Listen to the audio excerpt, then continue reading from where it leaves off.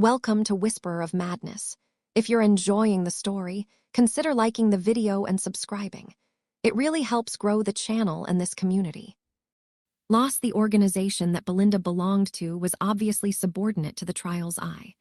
They had been preparing to act against the nefarious Filthbird, using Port Elias as a transport point to offload a large amount of prohibited goods. However, with Leyland cutting in, this plan was dealt a fatal blow before it could even begin. With Leyland's disclosure of the information about their operation, the Port Elias setup had been completely exposed. All the people in charge of the different organizations were nabbed in hiding, and only Belinda had been able to escape with Leyland's protection. For the Trial's Eyes organization, this was an intolerable humiliation. The loss of goods and intel was something they could not bear. Hence, Belinda's superior Bakelark had brought a huge army and hastened over, planning to destroy Port Elias in one go. With Bakelark's strength as a rank 5, the governor, who was only at rank 4, could not even resist. Originally, everything should have gone smoothly. In the Hale continent, the governor didn't have any support. However, it was a huge pity that a plan was just a plan and there could always be other variables. The moment Leyland laid his eyes on Bakelark, only tragedy awaited the beholder. With Leyland's deliberate plans, the governor and a few higher-ups of the nefarious Filthbird's organization had escaped. Even the rank 5 sacrificer, Bakelark, had turned into an offering for the nefarious Filthbird, temporarily solving his personal issues while Bakelark's trousseau was destroyed. Even in the purgatory world, a rank 5 was very rare, especially one with the status of a sacrificer. In his organization, Bakelark had high standing and managed this region. The loss of someone like him was a huge disaster for Belinda and the others. Though Belinda had done all she could to save the situation, and had pushed the troops in order to reach a rest point, a paradoxical situation had been unavoidable despite her best efforts, landing her in her current dilemma. No, this couldn't be called a paradox, but a conspiracy. When Belinda had stepped out as a leader, she immediately turned into an offering or scapegoat in the eyes of the morning stars. Why? Why did things turn out like this? Belinda half leant against the corner of a wall, arms hugging her shoulders as if that would bring her even the slightest bit of warmth. With her body, she wouldn't feel any cold in temperatures above absolute 0. It had been a subconscious act. She was currently in a cold, dark, humid room. There were multiple reinforcement runes on the walls, and the door was a cold steel grille. A few marine folk surveyed her icily from not far away. Morning star force fields undulated from their bodies without any restrictions, and they were clearly the marine tribe that had gone to battle together with Belinda before. Now, however, their target had changed, and they even kept Belinda on house arrest. The accusation was laughable. Colluding with the enemy. Belinda did feel like laughing. Sending troops to Port Elias was a joint decision by the higher-ups, but they'd changed the narrative and said she'd bewitched Bakelark to do it. Belinda's calm actions after being caught by the leader of the Allied forces was also taken as proof of trying to win the support of the enemy. What other reason could she have for doing this than to collude with the enemy? Besides, compared to the beholder race and marine tribe that had from the very beginning believed in Trial's Eye, someone like her, who was a descendant of the alabaster devil snake, just did not fit in.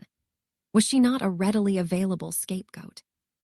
It had to be said that whenever it came to suspicion of there being spies, outsiders like her were the first to be attacked. "Belinda, are you feeling better?" A voice was heard from her side, causing her to raise her head slightly. Through the dusky light, she saw the figure of her kinsman. After seeing who it was, a wry smile appeared at the corner of her lips. "Nick, you've been captured too." The shadow clone controlled by partial AI-1 was watching Belinda worriedly. When the marine tribe had suddenly turned hostile on her, Belinda practically turned into a wooden puppet, not resisting arrest. With only the strength of a shadow clone, the partial AI also didn't dare make a move lest it was caught. Thankfully, perhaps because they were afraid that the two would resist violent methods and cause needless deaths, they were only under house arrest. Their trousseaux weren't sealed or anything like that, and they were even placed together. Target is now in a poor mood and in a state of bewilderment. If appropriately consoled, it is possible to improve her impression of the host. An analysis presented itself to the shadow clone. However, its orders were merely to prevent Nick being exposed as Leyland. Without Leyland's explicit orders, Emotional issues like this were the most difficult for partial AIs to deal with. Hence, Nick merely stood around in a daze, as if similarly shocked. I'm sorry for dragging you into this, but don't worry, Nick. Our organization believes in the Master of Order and is the most fair and just.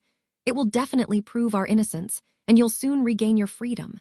Seeing Nick in this state, a hint of disappointment showed in her eyes, and she could not help but hug herself tighter, her whispers sounding from the gaps between her arms.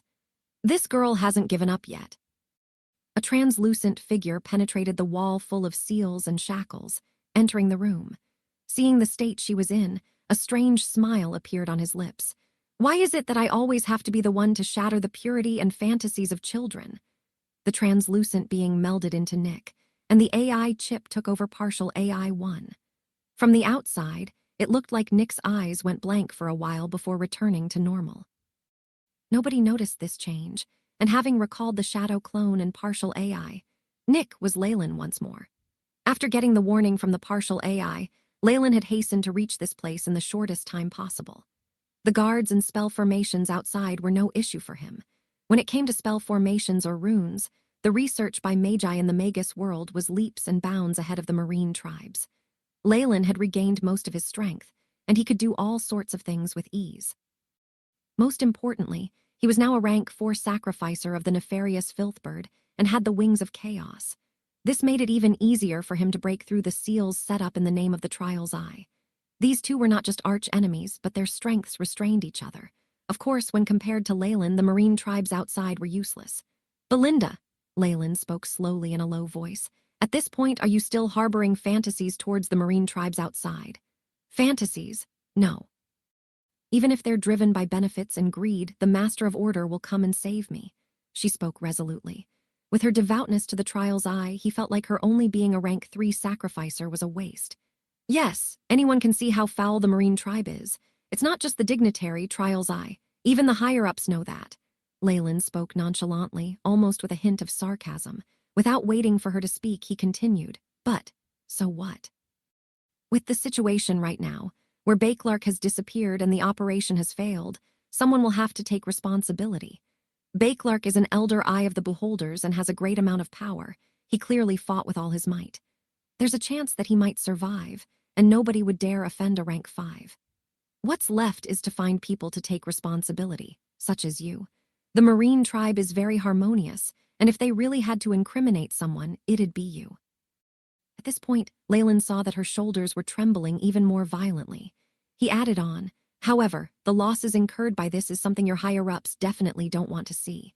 Hence, this matter cannot really be pursued. A scapegoat is needed, or rather a sacrifice has to be found.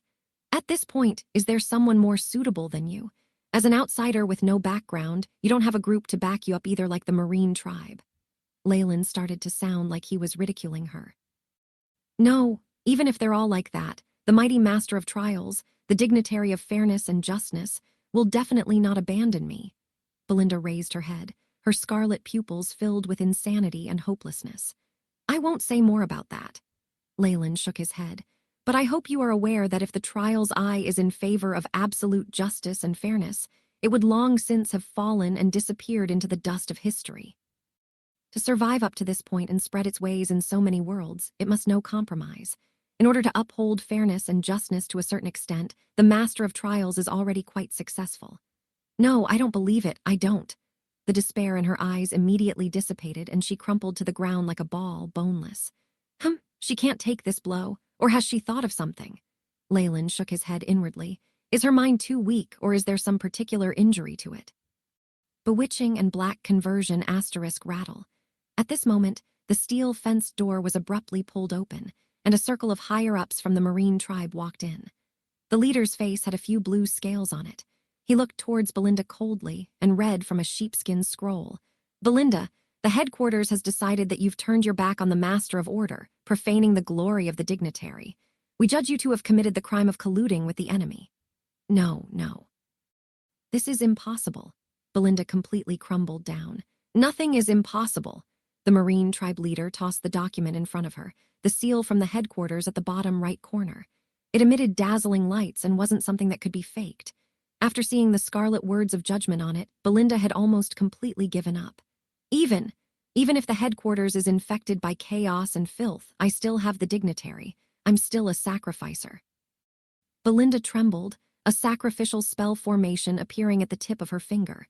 Compared to Leyland's, there was only a rune of an eye at the heart of the formation. Pack. The eye cracked and the spell formation dissipated, not giving a reply. This situation signified that the dignitary, the trial's eye, did not accept Belinda's offering.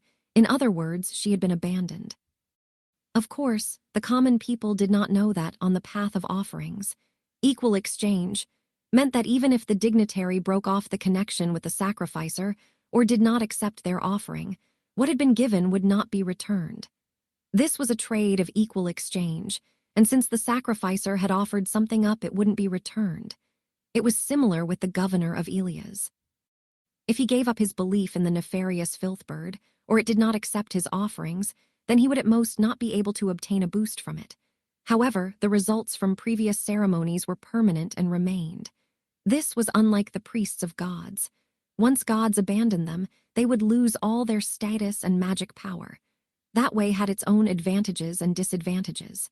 No, why? Why did things turn out this way? If the decision from the headquarters had pushed Belinda to the verge of collapse, this was a fatal blow. Why? Not just the headquarters, but even the mighty dignitary did not believe that I've been slandered and treated unfairly. Cheer up, Belinda. The mighty dignitary definitely knows the truth, but you need to make a sacrifice for its sake. Leyland quietly stood beside Belinda, gently patting back of her hand that was on her shoulder. In all organizations, the members would need to make sacrifices for the big picture.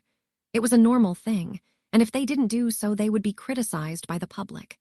In these days, it seemed like if a superior wanted a subordinate dead, the subordinate had no choice but to die. Everything was for benefits.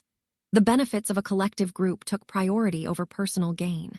When met with this situation, complaining wasn't even possible. One would have to take the initiative and rush to sacrifice oneself, else it would bring trouble to their family and friends. Of course, if this person did not care for their lives, nor their friends and family, and had nothing to be concerned about, things would become difficult to handle. However, these people were usually unstable, posing as a threat to their communities, and needed to be eliminated. For the current situation, the trial's eye had made this decision despite knowing that Belinda had been maligned. Belinda would thus be sacrificed. Perhaps after pacifying the Marine tribe, the headquarters would send people over to tidy up, removing any malignant tumors and people who could not be controlled. After decades or a whole century, there would be political change, and Belinda might even be given the title of a saint, revered by the later generations and turning into a leader. However, if the person was dead, what was the point? However, Leyland could not deny the point of the organization's actions. In a physically weak world, joining forces to form organizations was the way of the powerful. When one member's benefits were sacrificed, they could do nothing but exhibit enthusiasm for it. However, this was different. When a person's personal strength was immense, then they would have the right to go against the organization. In a world where extraordinary strength existed, individuals who were powerful became important. Especially in the purgatory world, where a few dignitaries governed all the continents, murder and plunder was the best proof of this concept. Hence, besides obediently dying, there was no other better option for her. Of course, she still had other options, like how Leyland was preparing to work some magic. There's no slandering or conspiracy. This is the truth.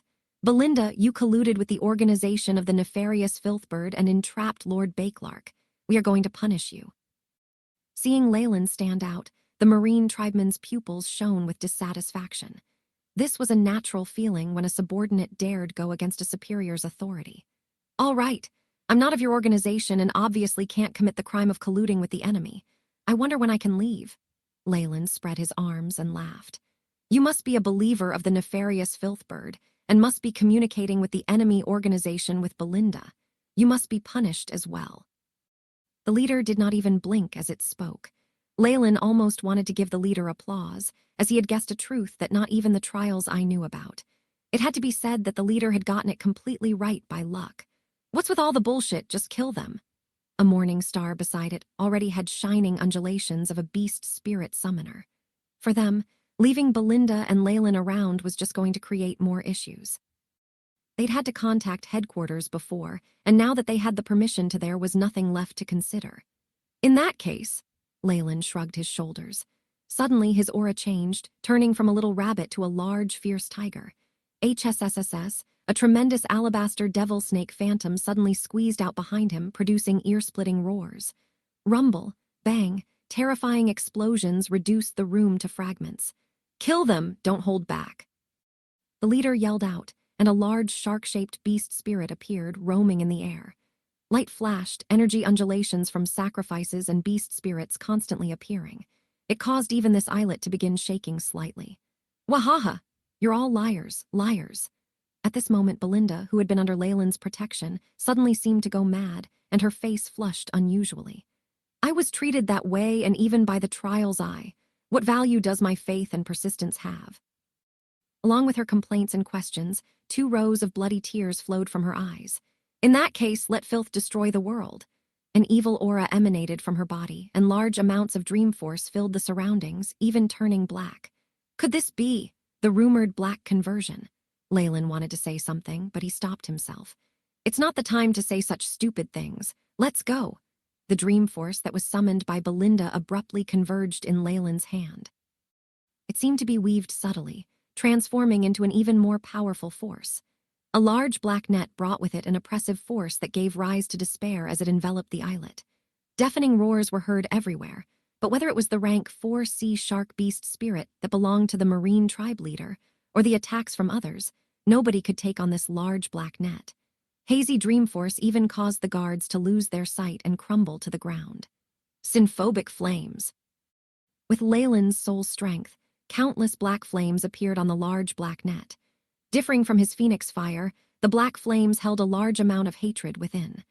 The sea species that had been burnt by the flames grew despondent, their bodies losing life undulations while their carcasses were preserved. "Those flames target the soul. Careful!" the leader roared, and the aquatic shark beast spirit he summoned feared the black flames immensely. After all, when it came to this kind of spirit body, the synphobic flames were like their natural enemy. In the span of one attack, all of the marine folk below rank 4 near the islet had been annihilated by the black flames. The net then constantly shrunk, trapping the morning stars in a tiny space. This strength! The leader now looked deathly pale. If he had known Belinda had this ability and Nick was so vicious, he would have employed more gentle tactics. However, it was too late at this point. The leader still tried till the end, though. "Wait! Belinda, we're willing to send out a joint declaration to free you of all injustice and will even repent to the Master of Order. Please don't." "Ha ha, do you think I'm the same as before?" Belinda laughed madly, body filling with some red patterns.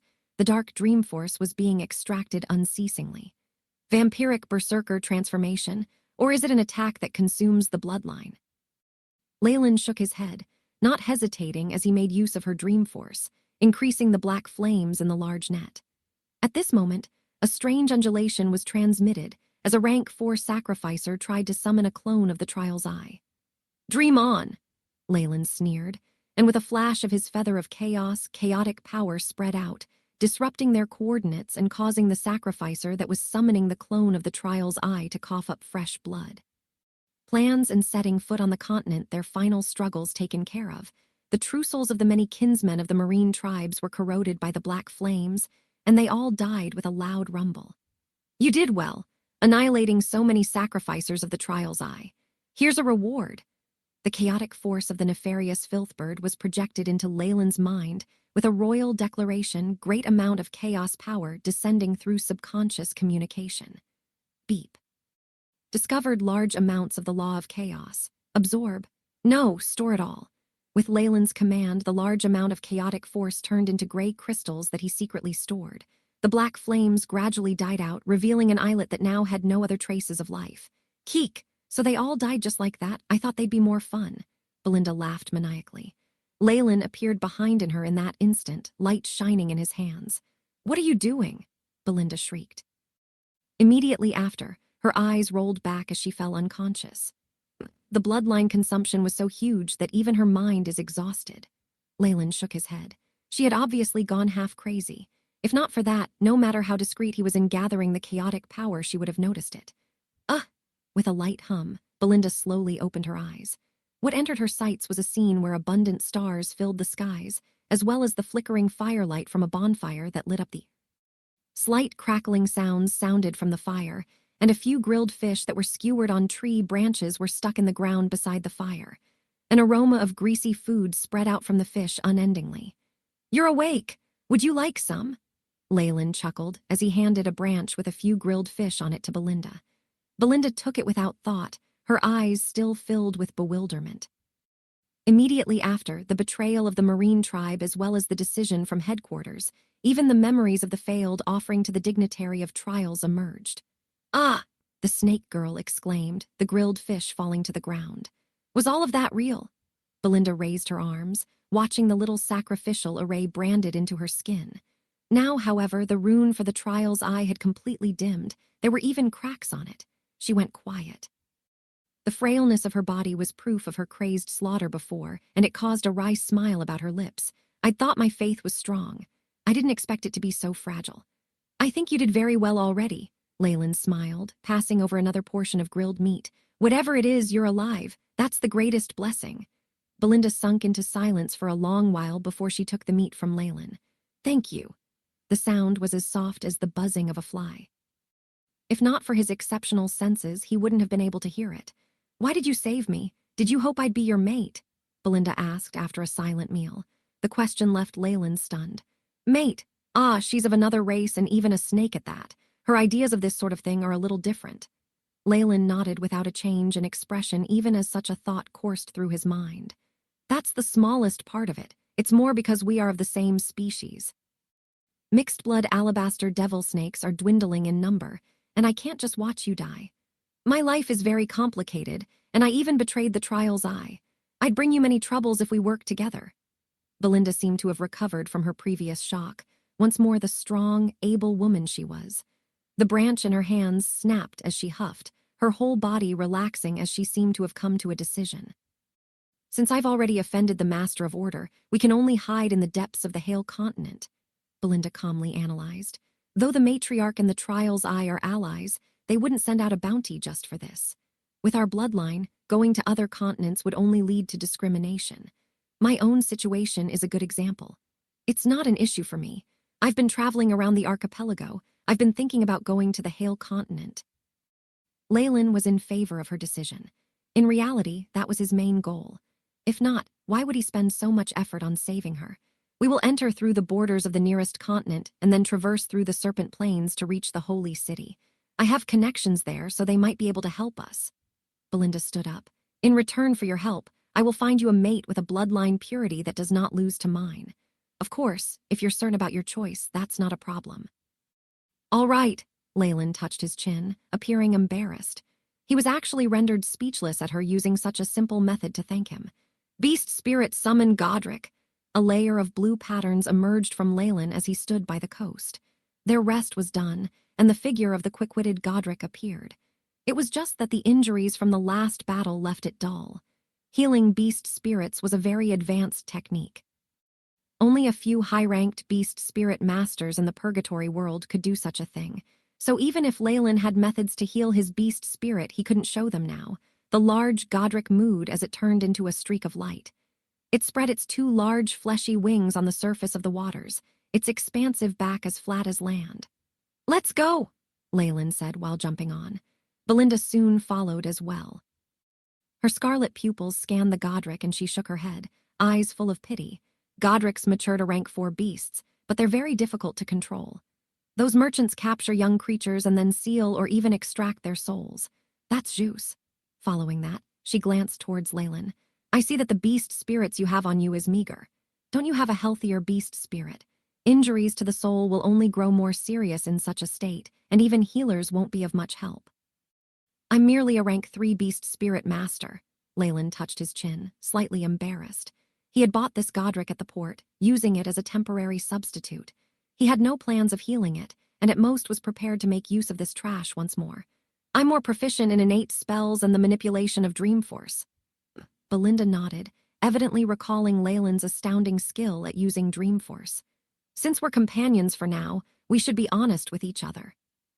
Let me reintroduce myself. My name is Belinda, and I'm a rank 4 beast spirit master and rank 3 sacrificer. Of course, my identity as a sacrificer is of no use. The Godric flew along the shipping route quickly, leaving long trails of white lines. Belinda gathered her disheveled hair and smiled at him. A rank 4 beast spirit master? I don't think I've seen you use your beast spirit, though. In the crazed state before, she had even ignited her bloodline source, and yet did not summon her own rank 4 beast spirit, which left Leyland surprised. My beast spirit is a little special. If possible, I won't use it in my whole life. She forced out a smile, her facial muscles stiff.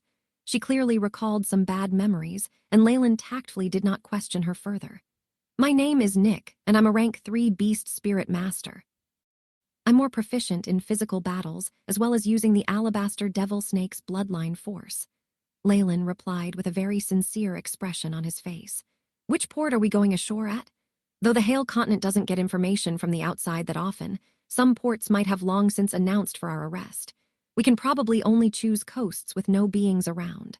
Thankfully, we're using a beast spirit, so there won't be issues with anchoring and maintenance. Belinda naturally knew more about the Hale continent than Leyland. After all, no matter how hard Leyland tried to gather information, it was all theoretical. Nobody would know the place better than its inhabitants. The Gordrick's low moos continued to sound as the two gazed into the distant coastline, looking to be deep in thought. 2 days later, beside a wasteland, the black rocks outside emitted a pungent smell. Leyland was bored to death, leaning on a rock while quietly in wait. A large port showed itself in his line of sight, pure white marble carvings, lighthouses, and all sorts of noticeable buildings exuding an incomparable beauty. The whole port was bustling with life, and large numbers of beings of other races could occasionally be seen walking the streets. After sneaking into the Hale continent, Leyland and Belinda had stealthily hidden themselves near a port so they could gather important information, maps, and supplies. Belinda had volunteered to make some inquiries for more information.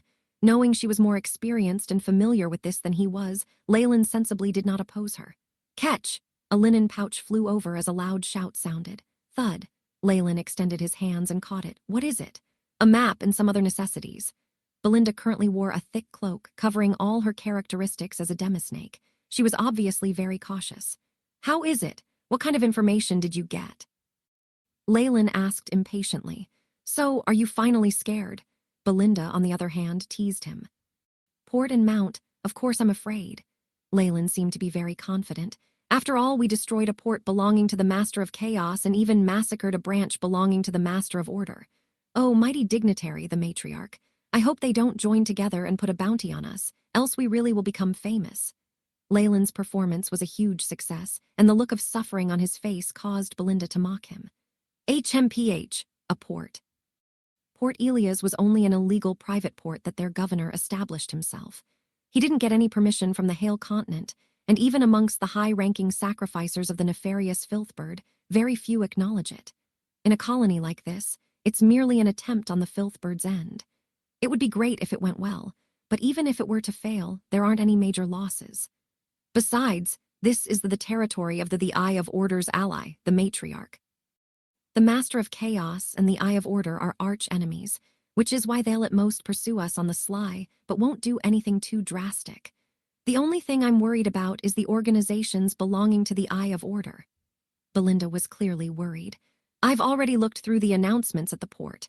Unfortunately, I seem to be wanted by the Eye of Order, and news will spread very quickly. Immediately after, she looked towards Leyland with eyes full of reservation. While you did murder most of them, no news about you has spread. If you want to leave now, there's still time. Leyland was quiet. He obviously knew that this wasn't just because he'd silenced them, but because of the cover of chaos power. That was why his traces had been reduced to the bare minimum. However, watching Belinda, who was slightly nervous, Leyland merely smiled. Did you think I would leave you for my own safety? Why not? News of me being wanted by trials I will spread through the Hale continent. Belinda laughed coldly. When the time comes, you and I will be pursued till the ends of the earth because we're working together. Oh, that seems rather interesting. Leyland stroked his chin apathetically. You! Belinda was so furious that her whole body began to shake, and she appeared rather agitated. Leyland astutely noticed the change in her mood. Laughing inside, he still looked serious. Where do we go next? Can the holy city at the heart of the Hale continent still take us in? You're really a fool. Belinda's eyes filled with tenderness. She stared hard at Leyland for a while, but she still ended up explaining, "Don't worry, the Holy City is a sacred land for all descendants of the matriarch. With my connections, there shouldn't be any problem." "That's good." Leyland patted his chest, looking slightly afraid. "You." Belinda was so frustrated that she laughed instead, finding herself unable to speak while Leyland spread out the parchment paper in his hands. "This map is so vague. Are we now at the port of the Andersis Union?" This map that was yellowed at the edges was very crude, with only the names of a few places on it. Furthermore, this was only the map of a region. Leyland understood the reason for this. In this age, a complete map that had very high precision of the continent was so expensive that perhaps most magi would need to spend their whole fortune on it. Belinda being able to get a hold of this was mostly thanks to them being at a trading port. While commanding the AI chip to record the information, Leyland recalled the resources he had gathered, and the general appearance of the Hale continent slowly emerged in his mind. The Hale continent was one of the 7 continents of the Purgatory world, ruled by the Snake Dowager. Its lands were extensive with many undeveloped regions. Barbaric beings who ate raw meat and fowl, and even prehistoric giant beasts were common there. The main inhabitants of the continent were all descendants of the Snake Dowager. All sorts of pure-blooded giant snakes, mixed bloods with characteristics of giant snakes, and other species of snakes who were very distant relatives took up about 2/3 of its populations. The remaining races, such as beholders, purgatory pygmies, energy lifeforms, elementals, and even humans were spread out across the continent. Of course, compared to descendants of the Snake Dowager, they were insignificant. They had tribes and clans, and existed between the cracks of 2 large cities or organizations. Something worthy of note was that the ruling structure of the Hale continent was a system of city-states governed by clans. War among various city-states were common, whether between 2 different races or amongst the same race. The so-called Holy City was established with the joint decision of the descendants of the Snake Dowager. In theory, this was the core government of the Hale continent, and was said to be the place the Snake Dowager favored. The Hale continent would have to listen to the commands from the Holy City, though in actuality it depended on the individual masters of the various city-states. "From here all the way to the Holy City, it'll take us more than a year even if we hurry there with all our strength." Belinda unhurriedly pointed at a marking of a port on the map. At this moment, all sorts of emotions flitted past her face until she eventually grew resolved. "But I found a very special route here. As long as we pass a certain region, we can make use of a teleportation spell formation and reach the Serpent Plains, which will save us a lot of time." "Is that so? Then let's do as you say." Time was of essence for Leyland, and the more convenient things were, the better for him. As for whether she would find him suspicious, he had nothing to fear with his current strength. He, who had regained much of his strength and had a boost as a rank 4 sacrificer, felt like he could contend against even a rank 6 Breaking Dawn Monarch. Breaking Dawn Monarchs, rank 6 magi, had all grasped part of the power of laws.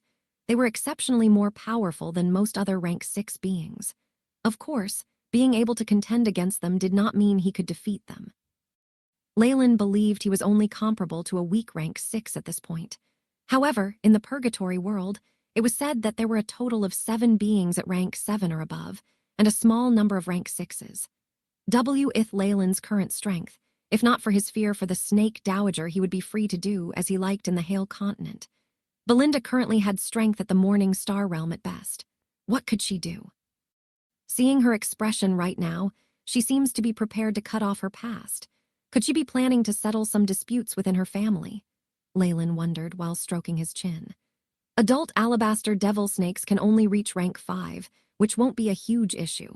I really want to gather a pure bloodline. After all, high-energy beings which can use dream force and connect with dreamscape are very rare. Though the alabaster devil snake was a descendant of the Snake Dowager and was well taken care of, it was because they were right under her nose that she would definitely not allow the appearance of a serpent emperor amongst them. Even a rank 6 alabaster devil snake emperor would not have a community of its own. For Leyland, as he was now, it was like a dish served on a platter. I just need to be careful while operating in the Hale continent. If the Snake Dowager discovers me, perhaps the Feather of Chaos could be helpful. Leyland's palm subconsciously touched the area at his chest, where a gray nefarious filthbird feather emanated a hazy glow. The nefarious filthbird's law of chaos had the effects of concealment and misleading others.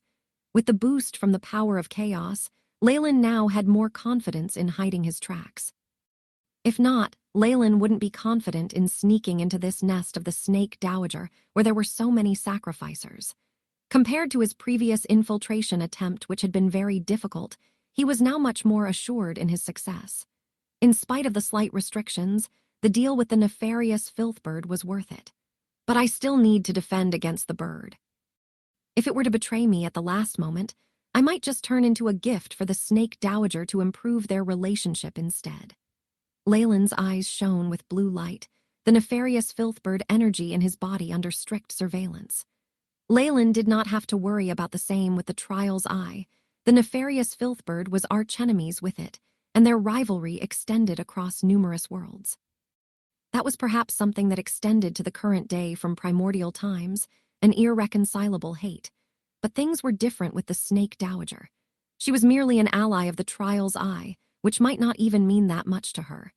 If it could pay a price and entice the snake dowager to join its side, he was sure that the filthbird would be very willing to do so. Though this was a tiny possibility, Leyland had to prepare for it. Such was the sorrow of the week. Leyland was currently walking on thin ice, a small misstep causing irreparable harm. "Oh, right, I bought this too." With Belinda's voice sounded, the roars of two large beings traveled to Leyland's ear. At this moment, Leyland saw her pulling the reins, and the two beings' silhouettes gradually emerged from the shadows. What appeared in front of him were two large earth-yellow lizard-like creatures. There were even man-made seats fixed atop their backs. Since we are going to traverse through rather special environments, this sort of mount is essential. Dreamscape forest under the radiant light of a purple moon, two dirt-yellow figures were galloping across the fields at a fast speed. These two yellow figures were naturally the two yellowish-brown earth lizards. The two figures sitting on their backs had their entire bodies tightly wrapped up, only exposing their scarlet pupils which flashed coldly from time to time. This earth lizard is a rather good way of getting around. Leyland looked at the lower limbs of his mount. Above the lizard's barbed feet was a translucent membrane, rich in energy particles which converged around its surface. With this, it could very easily traverse jungles, swamps, and other complex terrain.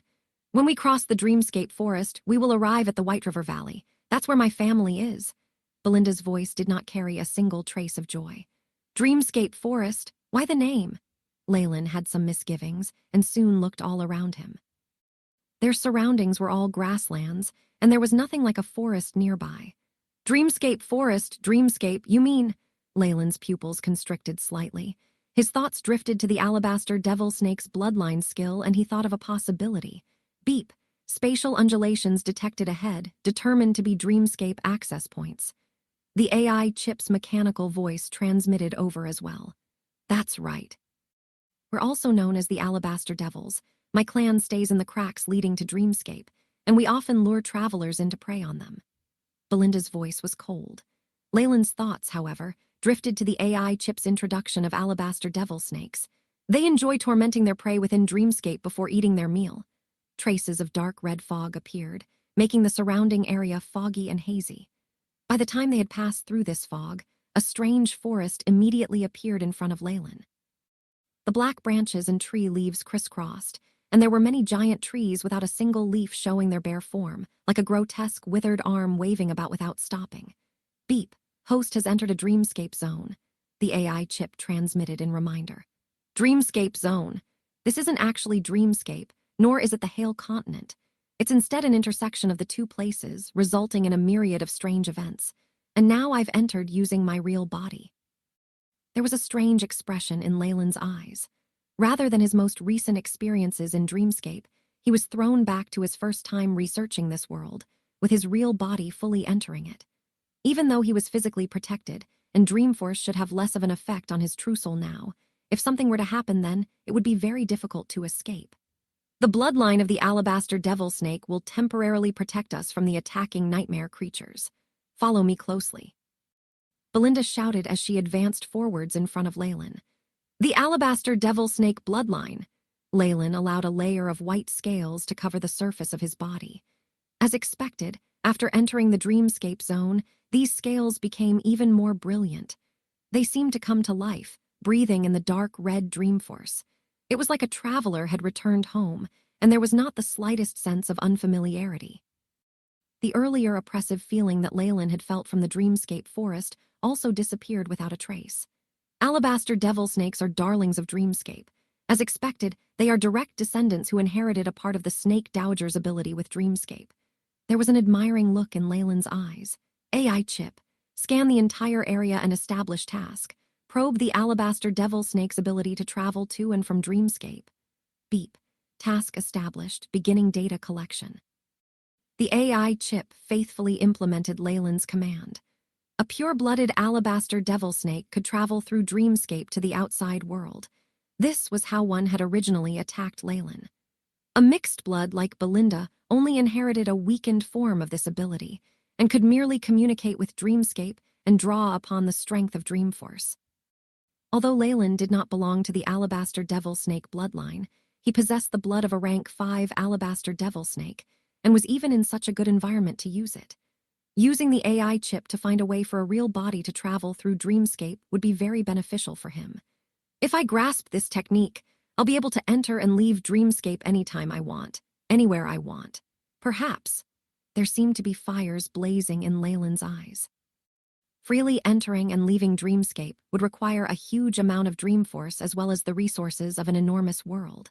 But the important thing was that he could use the infinite space of dreamscape to travel to different worlds. After all, limits such as distance and time were simply a joke in dreamscape. It seems like the transport array was a lie. Belinda wants to use dreamscape as a springboard to travel directly to the Serpent Plains. Leyland concluded in secret.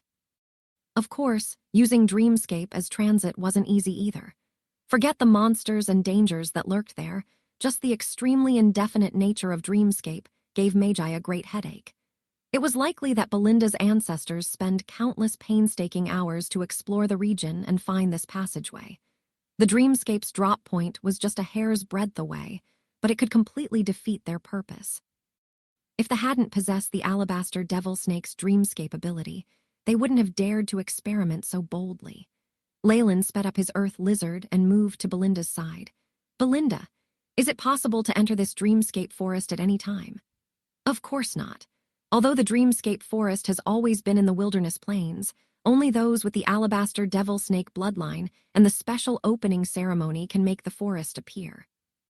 Otherwise, they could travel the entire wilderness and only see the grasslands and sand. Belinda hadn't even turned to give him this immediate answer. This is how. A spiritual force message immediately entered Leyland's mind, full of information about incantations and signaling runes as well as special refining techniques. Seeing this, Leyland immediately realized how much Belinda's clan had sacrificed to open up this safe pathway. And now he'd gone so far as to give this huge secret to him. Leyland remained silent for a while, then asked, "Aren't you afraid that I will sell this secret to other alabaster devil snake clans?" There were definitely other alabaster devil snake clans in the Hale continent. There were 10 noble alabaster devil snake clans, each varying in size, and these clans also had their respective branches and extended relatives. Because of their open-minded nature, there was a large number of mixed bloods and illegitimate children. This led to a huge number of bloodlines draining out, and it was only because of this that Leyland dared to impersonate a mixed-blood alabaster devil snake. According to what Belinda said, her family was only a branch of a pure-blooded clan, and only her father, the head of the family, was a pure-blooded alabaster devil snake. The rest were all mixed bloods or young children. Do as you wish. I've already given the information to you anyway, so it belongs to you. Belinda seemed very casual, and her attitude shocked Leyland deeply. It looks as if Belinda's preparation to break off her relations with her clan will not be some easy matter. However, does this really concern me? A sly smile slowly curved at the edge of Leyland's mouth. This could be my chance, not just for a bloodline, but also for research materials on Dreamscape, and even beast spirits and sacrifices, among other things. Ha. At this moment, a yellow figure flashed in front of Leyland's eyes. Although the earth lizard's speed in the forest was already very fast, The yellow figure clearly effortlessly surpassed them, flashing past them like a phantom. "What is that thing?" Leyland asked in shock. After a startlingly brief glimpse, he had seen the full view of the yellow figure from earlier. Wearing an outfit of ridiculously wide-fitting trousers, with clothes that were brightly colored strips of cloth, this being had a face painted with oil colors. It looked like a clown from a play, but it managed to run at lightning quick in spite of cumbersome wooden shoes. No, he couldn't call it running. This clown was actually kind of floating, leaving many afterimages in its wake. Nightmare creatures, they are a special patrol of the dreamscape forest. They don't normally appear. Belinda looked very imposing. But if they drag us into the real dreamscape, even if we're mixed-blood alabaster devil snakes, it will be hard for us to escape. After all, we're not purebloods and don't have the ability to freely traverse it. Nightmare creatures? Are they after me? Leyland was shocked, and an idea flashed in his head. After all, he didn't have a true alabaster devil snake bloodline, and even his ability to link together with Dreamforce came through consuming the alabaster devil snake bloodline. As a result, this anomaly of being discovered by the nightmare creatures could be understood. Ha-ha! Ha-ha! They continued to advance towards Leyland, and the yellow clown appeared more and more frequently. Go away. Belinda's face was very impatient, and she suddenly roared, scarlet ripples loudly exploding forwards, splashing on the trees and grass. By the time the explosion had passed, the forest across them had been cleared into a bare pathway. The yellow clown that had been there had vanished without a trace. Coo-coo! The sound of fluttering bird wings could be heard, and soon after a gigantic black tree next to Belinda came to life. Ah! Belinda's earth lizard was quickly bound up by vines and let out a high-pitched lamenting call. Eternal light! A scarlet light suddenly appeared in Leyland's hand, making the vines shrink back swiftly as if they had seen their natural enemy. Let's go! Belinda flew behind Leyland, and his earth lizard began to flee at the speed of lightning. Re-entering the dreamscape, these vile dreamscape creatures, we clearly had an agreement before for the protection of our bloodline. Belinda snarled rudely, flushing red with anger. Dreamscape's changes are too strange. We can't judge it by normal standards. Leyland had already faintly guessed the reason for the creatures chasing him, but naturally he wouldn't tell her. Perhaps these dreamscape creatures are not the same as those you signed the agreement with. Hearing his words, Belinda became silent. Indeed, the strength of dreamscape creatures is not governed by any laws. Perhaps the nightmare creatures we had previously signed an agreement with have all died. These new nightmare creatures could even have evolved from earthworms yesterday. A wry smile appeared on Belinda's face, as if she had figured it out. Even with our bloodline, our use of Dreamforce cannot match that of these natives. We're in trouble. She looked at Leyland with a twinge of regret in her eyes. She clearly felt very apologetic about involving him in this. Never mind, I agreed to this path myself. Leyland spurred on the earth lizard he was riding, making it increase its speed without stopping. However, the rays of light in his hand did not fade in the slightest. AI Chip, attempt to detect the position of these nightmare creatures. While silent, he was conversing with the AI chip in his mind. Beep. Scanning. Unknown interference experienced, unable to determine positions. The AI chip's answer filled Leyland with regret. Crash. At this moment, waves seemed to be traversing the earth itself, causing it to violently rise and fall. A great number of the giant black trees roared, unrooting themselves from the earth. Their vines were so thick that they obscured the sky completely, sheltering the trees from the light. Whoosh! A black bat shot across the sky like a hurricane, extinguishing the light in Leyland's hands. We cannot lose our way. I can only be sure of our safety on this route. Belinda's expression became rather urgent. Roar!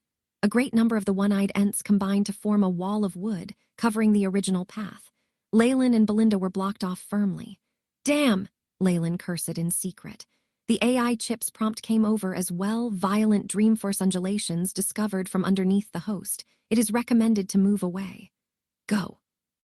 Leyland grabbed Belinda and began to leap quickly away. Whoosh! Just as Leyland had risen into the air, a dark red spot suddenly appeared on the ground, transforming the void into innumerable streaks. The streaks twisted and warped, revolving to form an irregular sphere. This sphere suddenly shrank and began to emit terrifying undulations.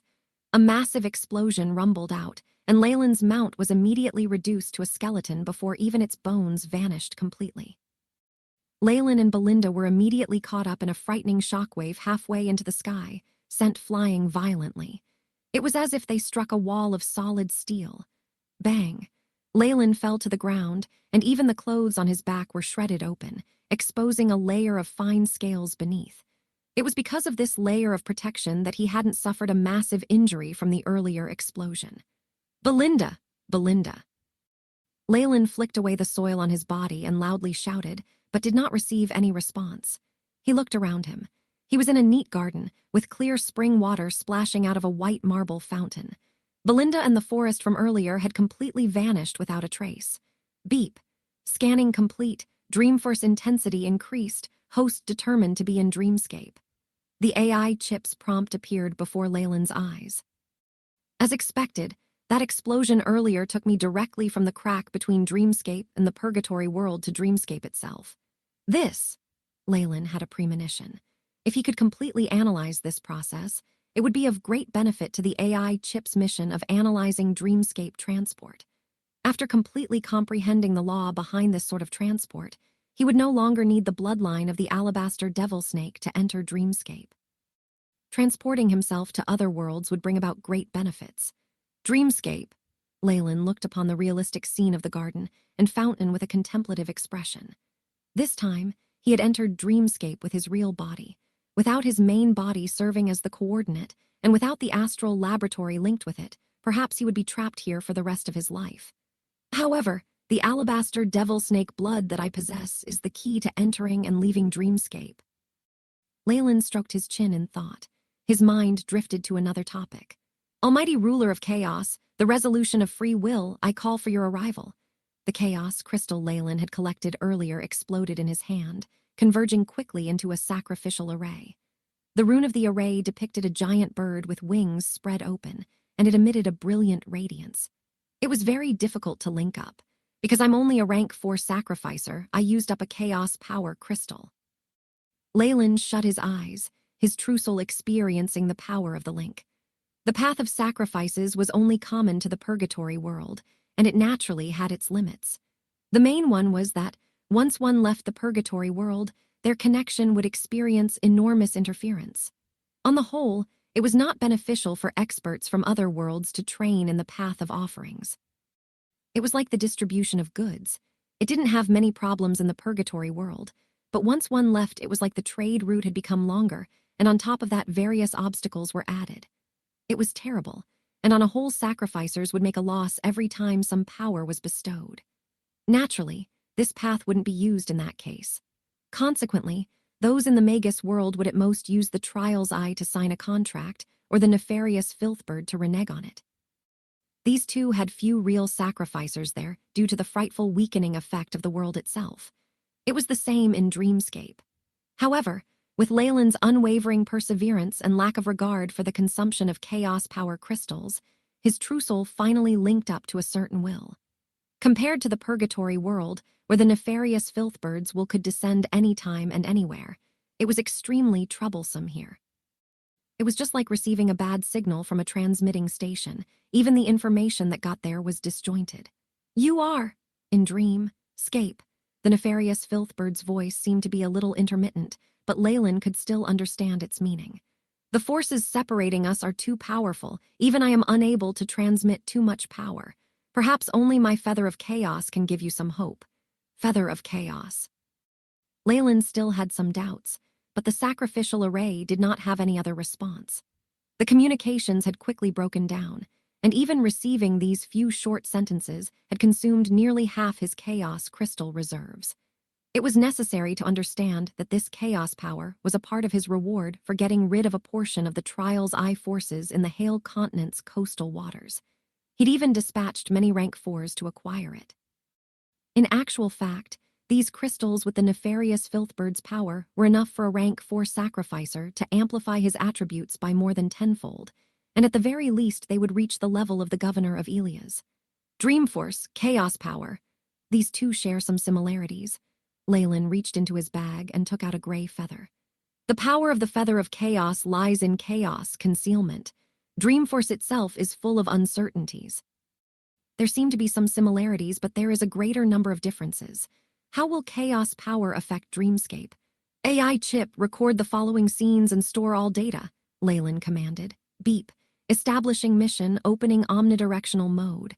The AI chip's voice was transmitted. Chaos power! Leyland took out yet another gray chaos crystal, putting it next to the feather. Buzz. Bright, colored light burst forth from the crystals, and soon after the chaos power turned into a stream of light that entered the feather of chaos. A layer of gray mist radiated in all directions. The areas illuminated by the feather's radiance began to experience strange transformations, and a great number of flower beds began to warp and deform. Some directly cracked, and the others grew irregular. Other areas turned into places filled with human faces. The white marble of the fountain turned pitch black in a flash and began to fall off layer by layer. In the blink of an eye, the clear spring water within had also turned blood red, and the entire pool seemed to be filled with blood, a demonic stench emanating from it. Even the space in this area disintegrated under the gray radiance, the entire place appearing to come to a standstill. It drained of its color, becoming like a black and white photograph. Coo! Good afternoon, mister. We meet again. A gray owl fluttered its wings and landed on the side of the fountain. Leyland felt incomparably familiar with it. Indeed, we meet again, Leyland bowed slightly. Your Majesty gave me my key before, and it was of great help to me. But I'm afraid I'll have to trouble you again. Does your Majesty know of a way to leave Dreamscape? What key? Are you talking about my future self? The owl nipped at its wings. That doesn't concern me at all. That was my future self acting on its own initiative. As for the issue of leaving, perhaps Madame Minaz could help you. Madame Minaz, where is she? Leyland eagerly made his inquiry, but at this moment the owl that had appeared so suddenly earlier had completely vanished with a trace. White River Valley, when did it disappear? Why didn't I notice at all? Leyland's pupils shrank as he watched the now empty fountain of blood. Crackling sounded as the fountain disassembled itself at a faster rate. The bricks, rocks, soil, flowers, and grass all came apart into tiny beads that banded together to form a twisted humanoid figure. This twisted figure constantly drew in parts of the garden and became increasingly solid, until at last it turned into a woman who had a black beach umbrella with her. I heard from Owl that you're looking for me. The woman had her back to Leyland, dressed in black clothing, and using the large area of the umbrella to cover her upper body. Leyland could only see her black dress and crystal shoes, and hear a pleasant, rich voice that could subconsciously intoxicate a person. Looking for you. Could you be Madame Minaz? Yes, I'd like to know if there are any ways to freely leave Dreamscape. A layer of black chemian scales emerged on Leyland's skin, and his pupils even turned amber and vertical. After all, the way she had appeared was rather mysterious. She looked to be a personification of the garden. After turning into Madame Minaz, the garden had now turned into an empty land, and even the surface of the ground had disappeared. Dreamscape is far too mysterious. If I have no confidence at all, I should definitely not set my foot here. Leyland was slightly jittery, loathing the fact that he was in a world with such factors that could not be controlled. Perhaps it could be said that no magi really liked Dreamscape. Its lack of adherence to rules led to most of their methods becoming ineffective. Of course, some would say that this was because the absolute laws governing Dreamscape hadn't been discovered yet. One could simplify the analysis of Dreamscape once that law was found, and the Magus who managed to do so would likely get immense benefits. Yes, that owl, it's the best at causing trouble for others. The woman holding the black umbrella turned. Leyland took several steps back. The front view of this Madame Minaz was quite surprising. She had a distorted face with no eyes and a nose and mouth at different locations. Her visage looked like an abstract work of art. Her upper body had numerous lifeless eyes on it that were staring at Leyland. Thousand-eyed woman, it's rumored that a gaze could cause a Magus to fall permanently, Leyland exclaimed, and a tremendous Chemian Emperor Phantom appeared behind him. You're afraid? Why? At this moment, her voice had undergone a huge change. It lost its previous tenderness, becoming robotic and icy, even hiding a hint of contempt. The eyes on her upper body suddenly released a multitude of rays of light. Light spread into the skies and blanketed the region, making the so-called death rays of beholders look like child's play. The powerful radiance seared Leyland's eyes, forcing him to cover them. The moment he opened them again, Leyland was stunned. Around him was a dark forest, and the one-eyed ent from before had long since disappeared. The earth lizard was still moving up and down underneath him. Belinda's voice was heard from the other side. "Do whatever you like. Since I've already given it to you, it's yours." This scene, it's when I just entered the dreamscape forest and commanded the AI chip to analyze this. Leyland's pupils shrank, and he looked at the records of the AI chip. However, it left Leyland disappointed, even in shock. The chip's records were all blank since the moment he'd ordered it to analyze the methods the alabaster devil snakes used to traverse dreamscape. Why did this happen? Beep. Unpreventable interference encountered. Records are abnormal. The AI chip's robotic voice caused Leyland's expression to go dark. Immediately after, he saw the newest records. Beep. Analysis of ability of alabaster devil snake to traverse dreamscape has been completed. Dreamscape can be entered at will by consuming a bloodline imprint. Host lacks enough blood at the moment and cannot refine a bloodline imprint. That's impossible. Didn't it say that a large amount of time was needed? Leyland's eyes showed how deeply in thought he was. So everything that happened was real. The ability to enter and exit dreamscape was not analyzed by the AI chip, but given by the thousand-eyed woman, Madame Minez. Time, Leyland sighed. Even the concept of time had been warped by dreamscape. Encountering such a scene, he was still terrified even after it ended. All the dangers he'd encountered previously with Dreamforce paled in comparison to the warping of space-time that occurred. It probably wasn't just him. Perhaps even a rank 7 could do nothing against these illogical events in Dreamscape. Dreamforce, the ability to warp time and space. That's a realm I can't even make contact with as I am now, Leyland sighed. What's wrong? After going through Dreamscape Forest, we'll reach White River Valley. Once we pass that, we'll be at the Serpent Plains. That's a month away from the Holy City. Belinda slowed down and arrived beside Leyland, her eyes full of concern. It's nothing. I was just lost in thought. Leyland smiled a little and shook his head. Though the Dreamscape zone isn't as mysterious as Dreamscape, the ample Dreamforce here is enough for Magi to unknowingly be dragged into illusions, with even more terrifying, wretched Dreamscape creatures here. Of course, for mixed-blood alabaster devil snakes like us, this isn't a large issue. After all, we've already made a contract and have the protection of our bloodlines, Belinda explained. But that wasn't what happened. Leyland cursed inside but did not speak. After all, things that dealt with warping time and space were too frightening. Unlike last time, this trip went very smoothly. There was no clown or ent coming up and stirring trouble, and the nightmare creatures seemed to abide by the contract and did not harass them. The dark red fog slowly dissipated, and the dark forest became more sparse. Occasionally, bits of clear moonlight shone down from above. Whoosh. An unceasing sound of flowing water could be heard, and the earth lizards grew exceptionally excited, darting forward at a greater speed. Not long after, a vast river appeared in front of Leyland. The earth lizards cheered and lay down at the river, their thick barbed tongues extending into the water as they lapped it up. "The White River, we've arrived!" Belinda's voice showed her admiration, a glint showing in her eyes. Leyland turned back. The black forest and dark red fog had long since disappeared without a trace. It seemed that without the summoning of Belinda or other descendants of the alabaster devil snake, it would not appear again. Unlike the previous barren lands, there was now a river valley nearby. Even the temperature and concentration of elemental particles had undergone a drastic change, allowing Leyland to know that the short period of time where they had run at night had allowed them to traverse a huge distance. Using the indeterminacy of dreamscape space and hurrying along a world crack to leave through a node. This is something like teleportation. The person who thought it up was a genius. Either that or a lunatic. Fear still lingered in the depths of Leyland's heart. From the port at the edges of Hale Continent, they had traveled about halfway through the continent. Were they to have used a teleportation spell formation, even one from ancient times would have consumed a huge amount of resources. Here, besides the preparations for the summoning, Belinda had not done much.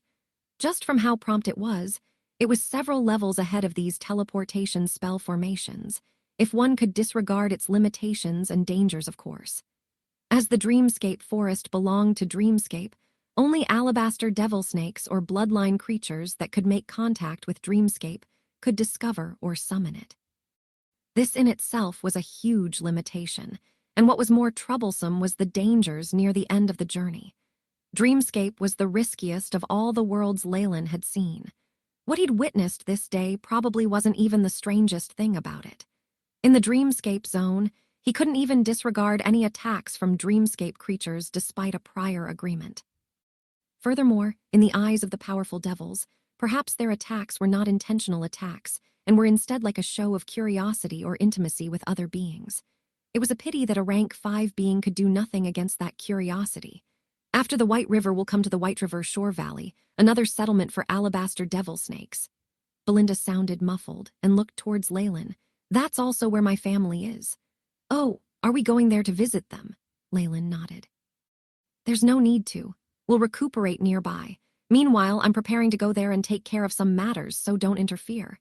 A resolute look appeared on her face. This was a realization through several life and death experiences, giving Leyland a premonition that this would involve blood. Of course, he wasn't against it. Looks like Belinda and her family have a very unique story.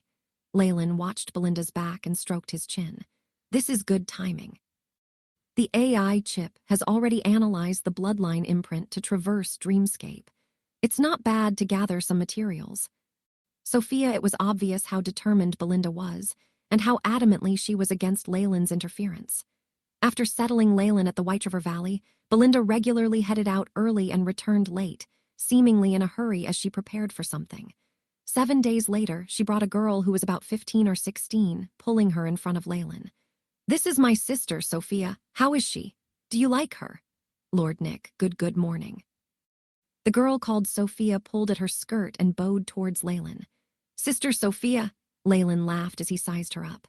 She looked similar to Belinda, with long silver hair and eyes that were like rubies. However, there was a hurry and uneasiness on her face. What's this about? Leyland glanced towards her, not knowing if he should laugh or cry in this situation. It's nothing much. There's stuff I need to do, so I'm hoping you can take care of her for a while. Belinda ruffled her hair lovingly. When she was young, Sophia was seriously affected by a leakage in an experiment. Her appearance and even her intelligence have been frozen at age 15. I secretly brought her out of the family. Sophia, when your sister is not around, you have to listen to Brother Nick obediently, all right? Belinda pulled at Sophia's hand and carefully reminded her. All right, sister and Nick. Brother Nick. Sophia ducked her head, and her cheeks flushed. Leyland was left at a loss for words. The purgatory world only had 4 hours of daylight every day. The sunlight wasn't burning hot either, instead exuding an extremely rare warmth. The bright light shone down on the plains. All of Sophia's fears from coming to a foreign environment had dissipated, and she was cheerfully watching a few butterflies that emitted light. A childlike beam plastered her face. A distance away, Belinda and Leyland stood side by side. I can rest at ease now that I've handed her to you. Belinda spoke as if she had been relieved from a burden. I hope you can treat her well. With her bloodline, your descendants will definitely be pure and of the alabaster devil snake nobility. Belinda spoke calmly, while Leyland merely rolled his eyes. It's like you're entrusting an orphan to me. Are you prepared to die? Leyland asked without reservations. Die? No, just tying up some loose ends. Hatred was evident on her face. With all the years I've been making preparations, it should be enough to. Seeming to realize what she had said, Belinda hastily stopped. Of course, I'm only requesting that you take care of her for a period of time. Once everything here is settled, I'll meet with you. Let's meet at the Holy City. Seems like that was your plan from the start. Leyland was unhurried. And your preparations are the petals of the serpent intoxicating flower, as well as the stealth magic equipment you have. Please forgive me for being so direct, but while serpent intoxicating flowers are remarkably effective against high-energy snakes, they're still lacking if you want to deal with pure-blooded rank 5 alabaster devil snakes. Your magic equipment might have the function of hiding your tracks, but I don't think your plan will go well. That's a community belonging to a rank 5. How did you know? Her expression changed as she subconsciously took several steps back. I'm rather well-versed in potions, and I smelled the serpent intoxicating flower on you. Leyland laughed and rubbed his nose. Even if you have insiders there, your preparations shouldn't be enough. No, it's enough. You don't need to know what's going to happen. Anyway, as long as I'm still alive, I'll definitely meet you at the Holy City. Belinda shook her head resolutely, as if she had returned to her previous state as an unfeeling leader. It seemed like she had made more preparations in that area. In that case, I'll go with you. Leyland spoke deliberately. He was going to harvest the bloodlines of alabaster devil snakes sooner or later. He could just do it now. No, you just need to take care of my sister. Don't mind any other things. If anything happens to Sophia, I won't let you off. Belinda glared at Leyland and disappeared into the shadows, not even bidding Sophia farewell. What a staunch resolve. Leyland's eyes seemed to smile as he headed towards the sunlight and back to Sophia. Brother Nick, Sophia exclaimed sweetly. Sophia, darling, can you tell brother where your home is? Leyland now had a smile that was as bright as the sun. Sophia doesn't know. There are a lot of strange uncles in there who all look scary. When sister brought me out here, I couldn't recognize the way.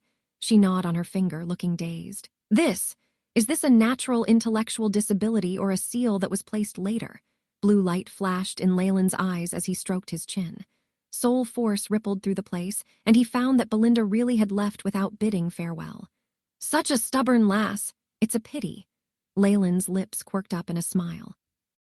With his strength, it was far too easy to find Belinda even if she was trying to conceal herself. Some stardust bugs or a soul mark would do the trick.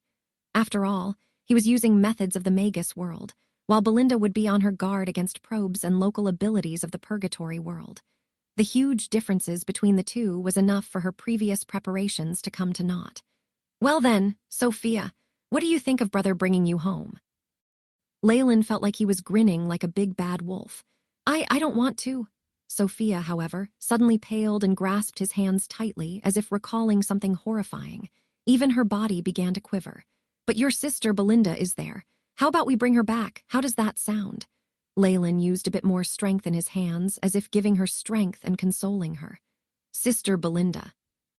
She looked around, and after noticing Belinda was nowhere to be found, she was now feeling anxious. Sister, sister. She jogged around and began to call out, tears pooling in her eyes. Sister can't go back or else father won't spare her. 2 rows of tears fell from her eyes, and she looked immensely frightened. Is that so? Let's go and get her. Leyland didn't really want to bother with rivalries amongst families. All he knew was that he needed the bloodlines of alabaster devil snakes, and there were purebloods amongst Belinda's family at White River Valley. That was enough for him. All right, let's get sister. Sophia bit her lips, evidently having made her decision. Let's go. Leyland had to resist the urge to pinch her exquisite cheeks. A black energy storm formed with a twirl of his fingers, enveloping the 2 of them within. After the White River Valley was a huge plain. There were only a few scattered tribes and towns in the vast region, and it was no small feat to find a specific family. However, Leyland had already placed some stardust bugs on Belinda's body, so this task was easy for him. In order for this to go smoothly, Leyland specifically came slightly later and gave Belinda enough time. He followed slowly with Sophia in tow, and even secretly took the time to do some other things. I never thought there's another race making use of a town as a cover near the valley. Using the stardust bugs, after Belinda had made her move, Leyland brought Sophia to enter a little town with an obviously foreign style. The buildings here were made with black rocks and coated with nice colors. The sharp roofs were like upside-down awls, and even the pavements were very orderly and even. Sophia grabbed Leyland's hands after reaching this place, evidently having thought of something. It was still the wee hours of the morning, and the town was quiet. Only the occasional sounds of wind resounded in the empty streets. Creak! A wooden door opened, and a resident looking dazed walked out with a basin used to store water in her hands. This resident looked very similar to a human, with numerous triangular scales that formed strange flower petals on her. Her eyes flashed with some astonishment upon seeing Leyland.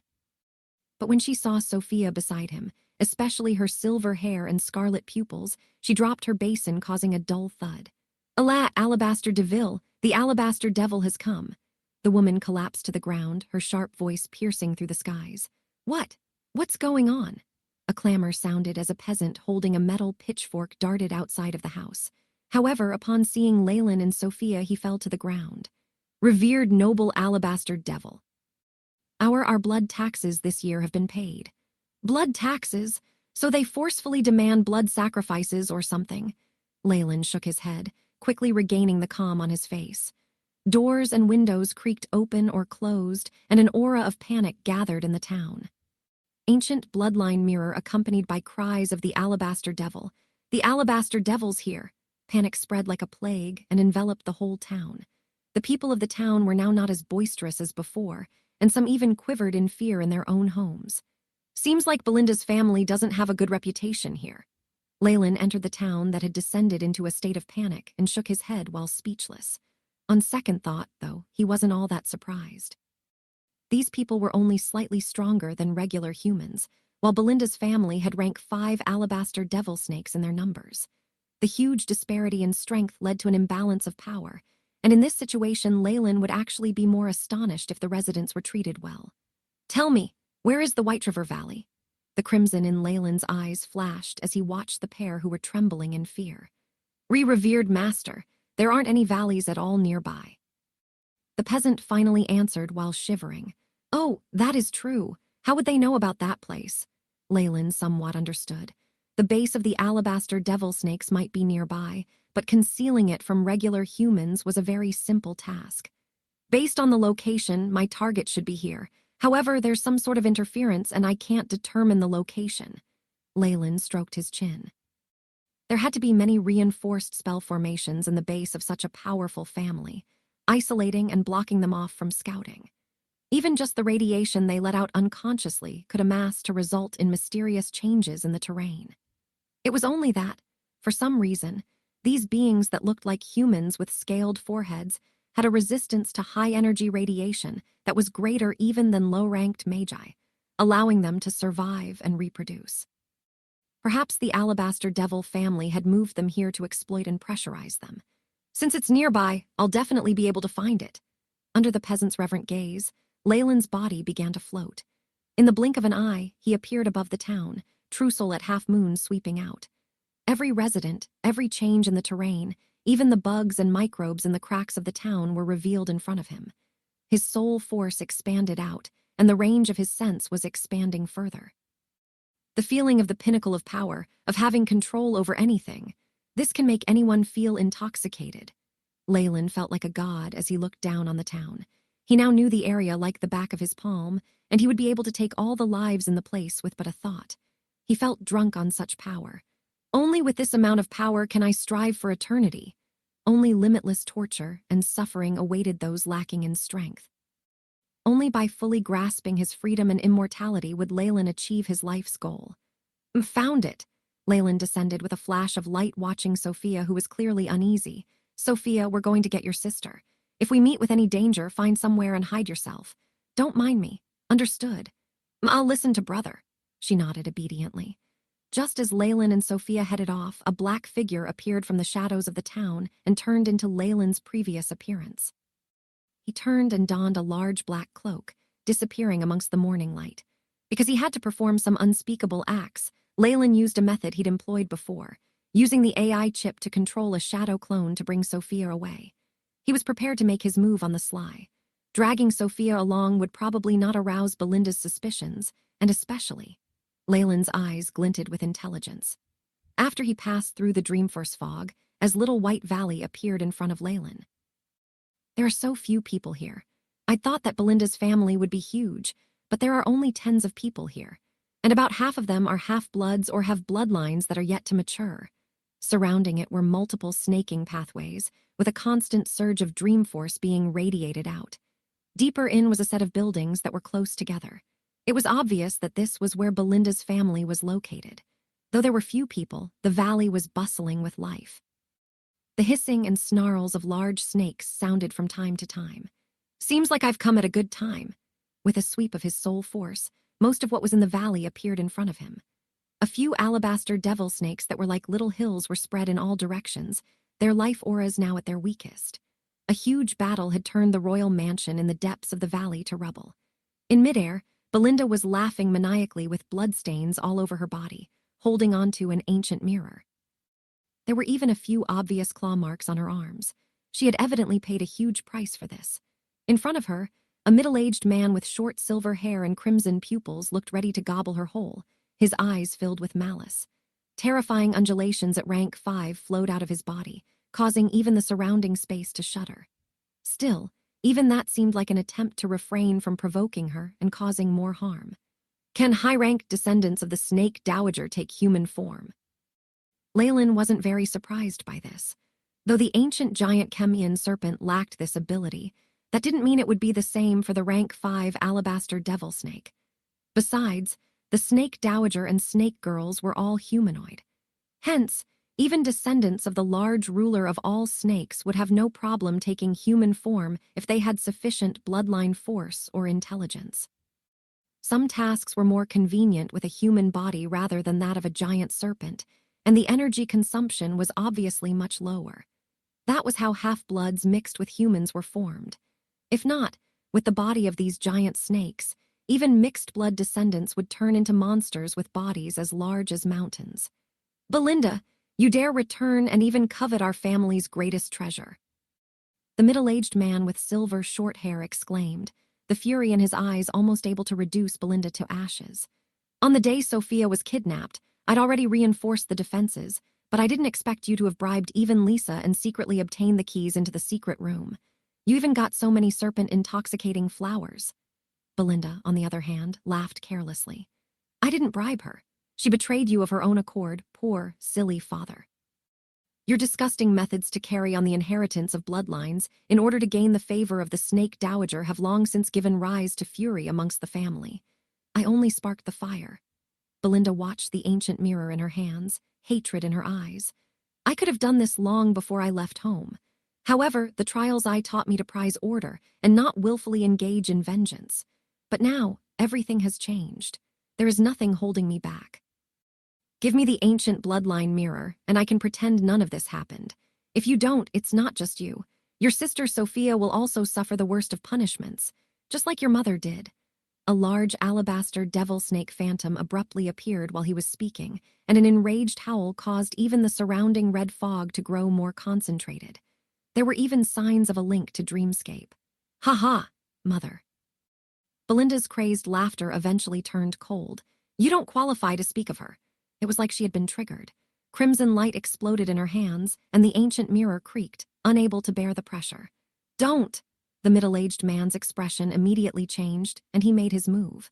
A terrifying red hand appeared and grabbed at Belinda, even as a large number of dark red tendrils appeared and extended towards the mirror from beside her. Keek! Such a pity it's too late. Black light burst forth from her body, forming a layer of black armor that blocked the tendrils. Clang! Clang! Black cracks now appeared on the ancient mirror in her hands, spreading out before it exploded. Boom! At this moment, Belinda was thrown backwards by the large red hand, and the black armor on her body was smashed to pieces. She coughed out mouthfuls of blood but still looked at ease as she laughed. N-O-O-O-O. Crazed snarls sounded, and the ancient bloodline mirror turned into a large black hole as the cries of a woman sounded out from the middle. Spirit after spirit appeared, all turning into multicolor figures that dispersed unceasingly. All that was left in the end was the sound of a distant lament, and the ancient bloodline mirror completely disappeared. Do you know what you've done? The man's facial muscles contorted. With just another century. With just another century, I'd be able to refine our family's bloodline further such that it enters the ranks of the pureblood nobles. It's all your fault. Formless power was sent out, and Belinda was dragged to the front of the man. Without the ancient bloodline mirror, he now had no reservations against acting. In front of his powerful rank 5 strength, even a full strength Belinda couldn't resist at all. Not even taking into consideration the exhaustion from stealing the mirror, the discovery and pursuit had caused a great loss in her strength. A formless giant beast in the sky widened its mouth and bit down. Ka-cha! A large portion of Belinda's flesh and bones disappeared, causing her to let out a low grunt. Revenge and taking action, I swear that your death will be incomparably miserable. The middle-aged man's face was contorted. The plans that he had meticulously thought up had been completely destroyed, causing him to sink into exasperation and fury. Thin scales appeared on his hands in an instant and shot out like a giant cannon, striking Belinda's abdomen. Pure-blooded rank 5 alabaster devil snake strength caused Belinda to fly backwards like she had been hit by a train, and the sounds of fracturing bones rang out. Some of her internal organs were even ripped apart, mixing with blood as they spurted out of her mouth. Did you think you would die? No, no, no. Let me heal you, and we'll repeat this process unendingly. A large white snake figure emerged from the smoke, with a furious middle-aged figure at the bottom. He came before Belinda, eyes sparkling a bloody red. Belinda's body floated in the air, and as if she was being crushed by tens of thousands of tons, her bones were crushed inch by inch, but for some reason she remained clear-headed. Her expression was that of one suffering incomparable pain. "Now, tell me, what kind of pain would you like to feel?" The man approached Belinda, a palm with a few tiny white snakes writhing their bodies appearing and flicking their tongues at her. BZZT. At this moment, light flashed on her body, and a beast spirit tattoo flickered. A translucent beast spirit figure appeared, obstructing him. This was a humanoid beast spirit that had characteristics of a snake woman. It had rank 4 undulations, and some rationality still remained in its eyes. For beast spirits, this was practically unthinkable. And Belinda was in the face of danger. The beast spirit had automatically appeared and protected her, and even retained some memories of when it had been alive. "It's you." The man now had a demonic, charming grin as he watched Belinda. "So you're still protecting that trash? How about I annihilate you first? I believe our precious Belinda will be very agitated." "Don't you dare." An intermittent and unclear voice sounded from Belinda's lips. No wonder she hadn't been using her beast spirit. So this was the reason. Leyland nodded in understanding. As a rank 4 beast spirit master, Belinda had not summoned a beast spirit with morning star strength, and Leyland had long since found it strange. At this point, Leyland found that the beast spirit and Belinda had very similar faces. With this show of automatically protecting her, it seems that this rank 4 beast spirit on Belinda's body should be her mother, and seeing what's happening, this should be the work of her father. When it came to matters like this, it was no wonder that Belinda's nature had changed, and she'd prepared for a bloodbath to take revenge. This had first been repressed by the teachings of Trial's Eye, but she now had no reservations. "You dare!" Belinda almost broke her teeth from how hard she was gritting them, eyes wide as she glared at her father. "Keek! And what would I not dare do? This low-life woman was only a mixed-blood maid. I gave her glory and a good life, and in return this is what she should do. Don't you think so?" The man stared at the beast spirit like a sick pervert. It was a pity that after being refined into a beast spirit, the woman had now lost most of her memories and emotions, and only protected Belinda subconsciously and answered the gaze of the man emotionlessly. "Sigh, this work isn't that perfect." He shook his head with regret and suddenly snapped his fingers. "Belinda, how about I seal your sister? What do you think? The process must be just as beautiful." Watching Belinda begin to struggle violently, he smiled, now having the upper hand, and now, "Let me." Large amounts of dark red fog turned into a cage, binding the snake woman beast spirit within. HSS! The snake woman's eyes were wary as she hissed, but she, who only possessed rank 4 strength, could not really resist. "And that's the end of this drama. Is it time for me to make my move?" A terrifying black chain appeared in the air and was like a sharp sword, appearing and splitting up the man and Belinda. "Who is it?" The man abruptly raised his head, looking fearful. He was a rank 5 after all, and yet someone had stealthily entered without anyone noticing. Just this ability alone had him in fear, following which he found a figure in a black cloak standing, a pair of eyes full of malice watching him. No, not malice, but apathy. It's like a regular person stomping and killing an ant. That's how he feels about killing me. In that instant, the man, who had understood the meaning of the indifference in Leyland's eyes, became violent. "Who is it? Who dares belittle I, Kenta? Mighty alabaster devil nobility, descendants of the mistress." A large alabaster devil snake figure abruptly emerged and snarled at Leyland, dark red dream force floating in its surroundings. "This is..." Belinda's vision went red, the figure in black seeming familiar. "Right, it's the same person who took Lord Bakelark away. Or perhaps it's just his temperament that's similar. But why did he appear here?" "Keek." At this moment, the black-cloaked man in the sky laughed coldly, the malice causing everyone around to tremble in fear. "If a rank 5 alabaster devil snake is turned into a beast spirit, I imagine it'd be very powerful even amongst rank 5 beast spirit masters, right?" "Beast spirit? You dare have such thoughts and dare use the descendants of the mighty mistress as a beast spirit?" The man's eyes widened like saucers, evidently astonished by Leyland's gutsy behavior. In the Hale continent, the descendants of the snake dowager were naturally the mainstream, and because of their statuses as large beasts, they were repulsed by practices of capturing snakes and refining them into beast spirits. This was especially so for descendants of the snake dowager. That was a huge taboo, and all beast spirit masters who were found making use of the descendants would be chased till their deaths regardless of how they were obtained. Hence, on the Hale continent, beast spirit masters never dared use the descendants as beast spirits, and that extended to snake species disappearing as beast spirits. Even on the other continents, in order to avoid being viewed as hostile by the Great Hale continent, the beast spirit masters who controlled snake beast spirits were few and far between, and even had to live their lives secretively. In these circumstances, Leyland's words were offensive and shocking. "You're dead meat! You're dead meat!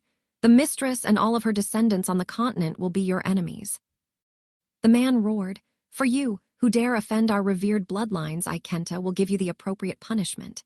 "HMPH, what nonsense," Leyland snickered, and a demonic pressure released from his body, giving him a feeling of being in the presence of an emperor. "Dreamforce is useless to me. Don't bother." Leyland waved his arms, and the great amounts of dark red fog congealed in his hands, forming a black bundle of light. Rank 4 dream spell, Chains of Dreams. Dark red chains shot out and, like a spider web, sealed off the whole space and left behind what was similar to a poisonous snake, biting towards Kenta. "He makes use of dreamscape and can even do this." Kenta's expression immediately changed. "Who exactly are you? Are you from the Devil Scorpion race or the Dreamscape elves?" This person's abilities at manipulating Dreamforce was clearly above his, and Kenta could already feel that the two of them were now wrestling over authority over the Dreamforce, and the winner could appear at any moment. These two races were the most capable at manipulating Dreamforce of all that he knew. Amongst the descendants of the Snake Dowager, besides the Alabaster Devil Snake, there were no others that had contact with Dreamforce.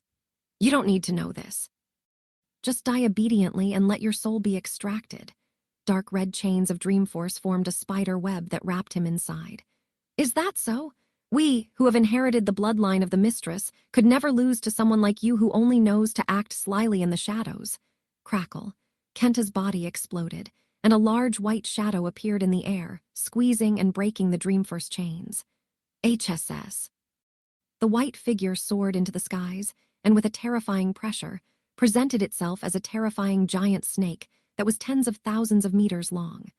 The large snake had white, jade-like scales filled with the luster of Dreamforce.